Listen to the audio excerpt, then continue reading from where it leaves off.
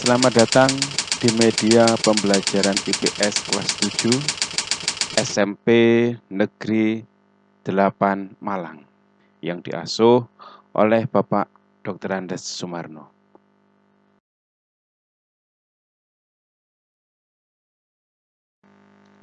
Selamat pagi anak-anak.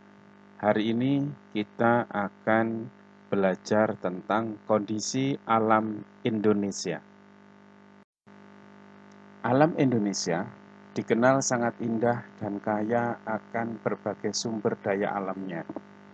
Tidak heran jika banyak wisatawan dari berbagai dunia tertarik dan datang ke Indonesia. Kegiatan pariwisata pun berkembang di sejumlah wilayah seperti Bali, Yogyakarta, Lombok, dan lain-lain, sehingga mendatangkan keuntungan ekonomi yang tidak sedikit. Keindahan alam Indonesia dapat kamu nikmati juga di wilayah tempat tinggal kita, yaitu Kota Malang. Lihatlah indahnya pemandangan yang Tuhan telah berikan pada kita semua. Hutan, sungai, danau, gunung, dan pegunungan yang tampak mempesona. Di Kota Malang juga ada sebuah kampung warna-warni. Salah satu kampung yang sangat hit, Kampung Jodipan. Kampung wisata ini terdapat puluhan rumah yang dicat warna-warni. Menariknya, dulu perkampungan ini adalah perkampungan yang kumuh. Kondisinya sekarang berbeda 180 derajat. Saya yakin di antara kalian pasti pernah mengunjunginya. Keadaan fisik wilayah. Sebagai suatu wilayah, Indonesia memiliki keadaan fisik tertentu. Keadaan fisik tersebut dapat dikenali dari keadaan geologi, bentuk muka bumi, dan iklim. Keadaan fisik akan mempengaruhi corak karakteristik kehidupan makhluk hidup yang tinggal di atasnya. Kondisi geologi Indonesia. Pernahkah kalian mendengar istilah lempeng bumi? Ternyata bumi tempat kita hidup tidak bulat secara utuh, tetapi terdiri atas lempengan yang bergerak terhadap satu dan lainnya. Indonesia terletak pada pertemuan 3 lempeng tektonik besar, yaitu lempeng Indo-Australia, Eurasia, dan lempeng Pasifik.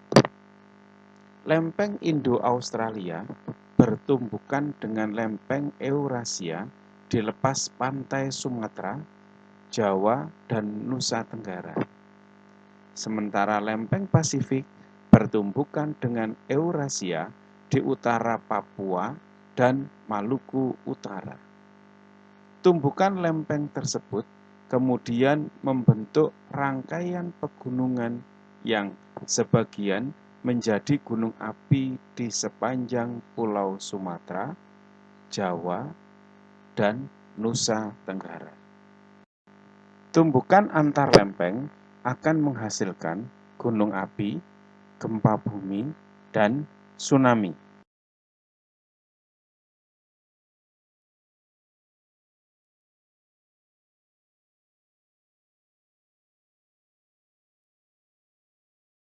Gunung api di Indonesia. Gunung berapi adalah lubang kepundan atau rekahan dalam kerak bumi, tempat keluarnya cairan magma atau gas atau cairan lainnya ke permukaan bumi. Ciri gunung berapi adalah adanya kawah atau rekahan. Sebagian gunung yang ada di Indonesia merupakan gunung berapi yang aktif.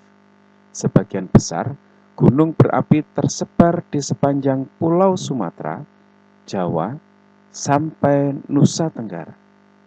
Gunung berapi juga banyak ditemui di Pulau Sulawesi dan Maluku.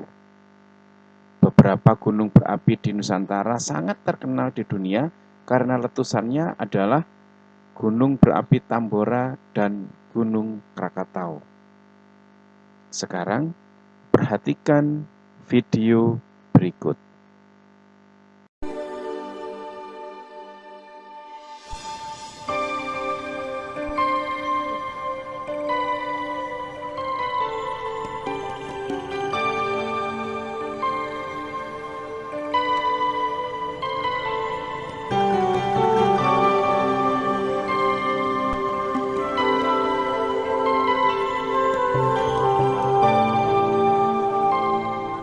Planet Bumi menyimpan begitu banyak fenomena alam. Salah satunya adalah gunung api.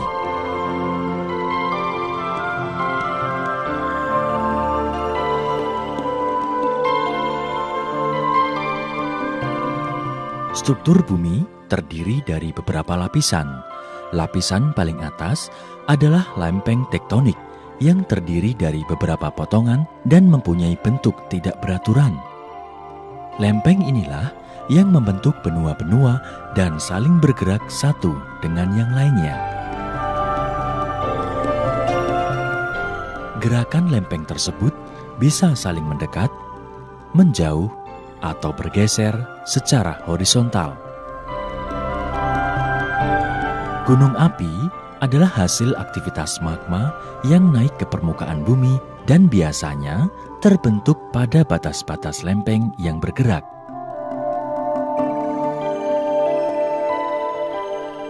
Ada juga gunung api yang terbentuk di tengah lempeng benua akibat penerobosan magma yang disebut hotspot. Proses pembentukan gunung api terjadi dalam kurun waktu puluhan ribu tahun, bahkan jutaan tahun akibat pergerakan lempeng tektonik. Negara Indonesia terletak di antara pertemuan tiga lempeng tektonik, yaitu lempeng Indo-Australia, lempeng Eurasia, dan lempeng Pasifik.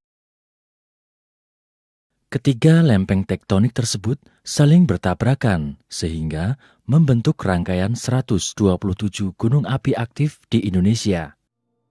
Deretan gunung api yang melingkar di sekeliling Samudra Pasifik dikenal sebagai cincin api atau Ring of Fire.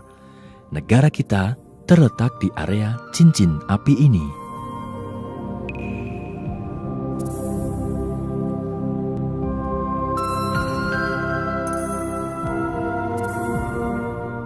Berdasarkan struktur luar atau morfologinya, gunung api dapat dibagi atas tiga bentuk, yaitu: pertama adalah bentuk gunung api perisai. Bentuk ini terjadi karena magma encer keluar dari pipa kepundan berdiameter lebar, khususnya keluar dari rekahan. Jenis ini dijumpai di Amerika Serikat, Islandia, dan Kolombia.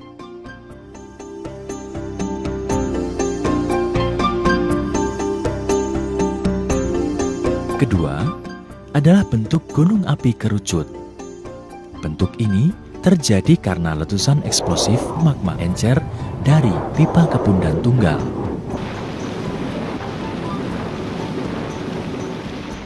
Ketiga, bentuk stratovolcano atau gunung api komposit. Terbentuk dari lava yang lebih kental dengan letusan eksplosif. Tubuh gunung api ini terbentuk berlapis dari endapan aliran dan jatuhan piroklastik serta aliran lava. Mayoritas gunung api di Indonesia adalah stratovolcano atau gunung api komposit.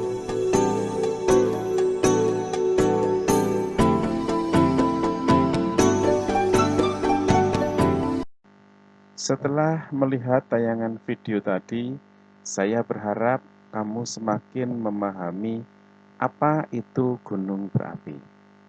Sekarang, mari kita renungkan. Sebenarnya, peristiwa bencana alam merupakan bentuk keseimbangan alam. Gunung yang meletus mengeluarkan banyak material yang kemudian mengendap di daerah sekitarnya. Material tersebut kemudian meremajakan tanah yang telah berkurang kesuburannya karena pengikisan atau erosi. andai tidak ada letusan gunung berapi, tentu tanah akan semakin turun kesuburannya. Yang perlu kita lakukan adalah berupaya menghindari bencana dengan melakukan persiapan jika bencana terjadi. Bencana alam juga merupakan teguran agar kita semua ingat kembali kepada Tuhan yang Maha Esa. Gempa bumi.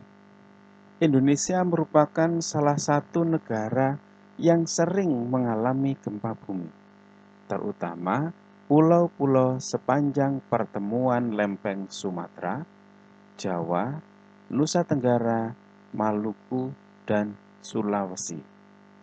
Gempa yang terjadi dapat dibedakan menjadi gempa tektonik maupun vulkanik. Gempa tektonik adalah gempa karena pergerakan lempeng tektonik, sedangkan gempa vulkanik adalah gempa yang terjadi karena adanya aktivitas kegunung apian.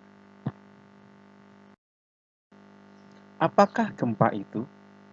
Gempa bumi adalah pergeseran tiba-tiba dari lapisan tanah di bawah permukaan bumi. Ketika pergeseran ini terjadi, timbul getaran yang disebut gelombang seismik. Gelombang ini menjauhi fokus gempa ke segala arah di dalam bumi. Ketika gelombang ini mencapai permukaan bumi, gelombang tersebut merusak atau tidak tergantung kekuatan, jarak, mutu bangunan, juga mutu tanah di mana bangunan itu berdiri. Untuk lebih jelasnya, perhatikan video berikut.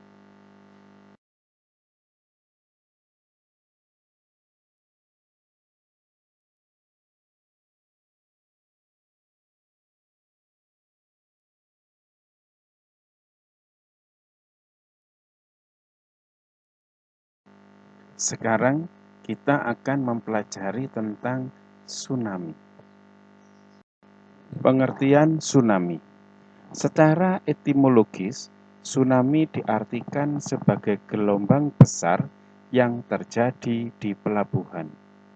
Sekarang ini, pengertian tsunami sebagai gelombang laut dengan periode panjang 10-60 menit yang ditimbulkan oleh gangguan pada dasar laut.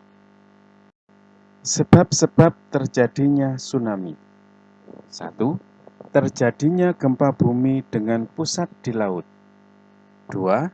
Kedalaman pusat gempa kurang dari 60 km.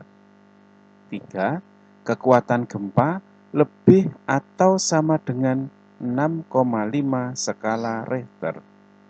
4. Terjadinya sesar vertikal atau deep sleep. 5. Terjadinya keruntuhan dasar laut. 6. Terjadinya erupsi gunung api di laut. Dan ketujuh, jatuhan meteor di laut.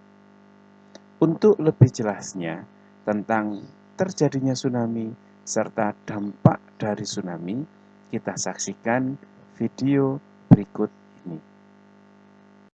The entire mountain swells, which means that the outer slopes get steeper.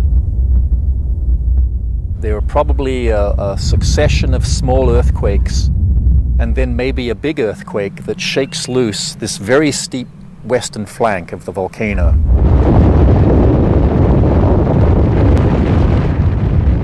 Almost 1,500 cubic kilometers of earth and rock plummet into the sea. On impact, the land displaces a massive amount of water. The ocean rushes back to fill the giant gap. From this cataclysmic disturbance emerges the tsunami, heading directly for Honolulu. Estimated time to impact, 30 minutes. This is the direction that a big tsunami would come from from the big island. The wave first becomes visible as it stands and breaks on a shallow bank 40 kilometers southeast of Honolulu.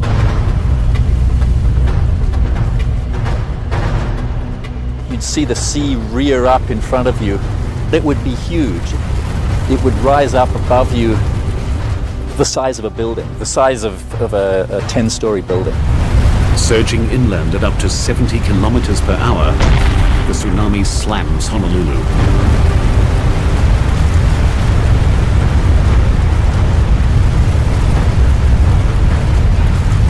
Because the tsunami's energy stretches down to the ocean floor, this wave is not clean water, it's filled with sand, coral and rock. Water penetrates 16 kilometers inland before being sucked back out to sea in a lethal maelstrom of wreckage.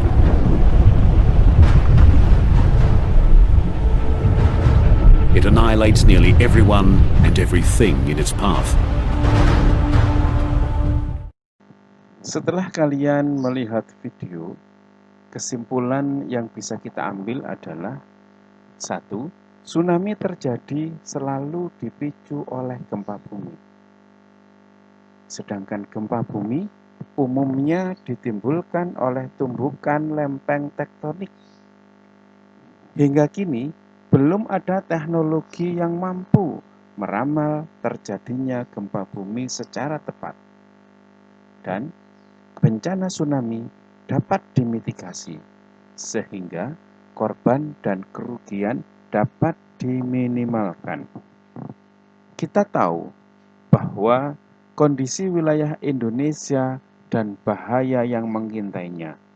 Untuk itu, kita harus selalu siap dan waspada terhadap kondisi geografis Indonesia, karena tumbukan antar lempeng bisa menyebabkan letusan gunung berapi, gempa bumi, bahkan tsunami. Bentuk muka bumi. Indonesia terdiri atas belasan ribu pulau, baik yang berukuran besar maupun yang berukuran kecil. Jumlah pulau seluruhnya mencapai 13.466 buah. Luas wilayah Indonesia mencapai 5.180.053 km. Terdiri atas daratan seluas 1.922.570 km dan lautannya seluas 3.257.483 km. Ini berarti wilayah lautannya lebih luas dari wilayah daratannya. Keragaman bentuk muka bumi. Bentuk muka bumi Indonesia dapat dibedakan menjadi 1. Dataran rendah, 2. Dataran tinggi, 3. Bukit, 4. Gunung, 5. Pegunungan. Perhatikan peta berikut. Pada peta fisiografi, tampak sebaran bentuk muka bumi Indonesia dari mulai dataran rendah sampai pegunungan. Untuk membaca peta tersebut, perhatikanlah legenda atau keterangan peta. Simbol berwarna kuning menunjukkan dataran rendah. Warna hijau menunjukkan daerah perbukitan. Warna oranye menunjukkan dataran tinggi. Dan warna coklat menunjukkan pegunungan. Anak-anakku, setelah kalian mengikuti materi dari awal sampai akhir, tibalah kita pada latihan mandiri. Perhatikanlah sebaran gunung dan gunung berapi di Indonesia pada peta atau atlas. Perhatikan juga sebarannya.